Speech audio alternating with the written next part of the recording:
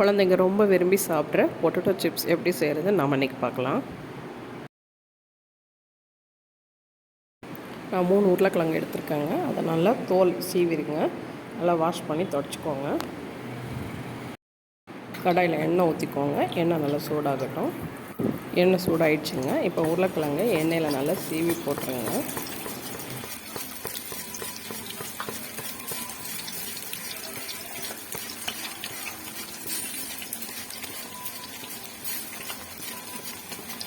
ஒரு பக்கம் வெந்ததும் அப்படியே திருப்பி போட்டுக்குவாங்க.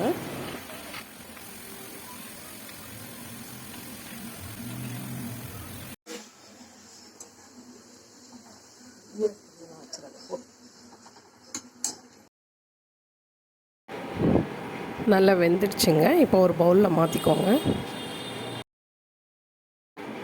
சால்ட்டு சேர்த்து நல்லா மிக்ஸ் பண்ணிக்கோங்க. அவ்வளோதாங்க, உருளைக்கிழங்கு சிப்ஸ் ரெடி. நீங்களும் ட்ரை பண்ணி பாருங்கள். உங்களுக்கு இந்த வீடியோ பிடிச்சிருந்தால் லைக் பண்ணுங்கள், சப்ஸ்கிரைப் பண்ணுங்கள். தேங்க்யூ.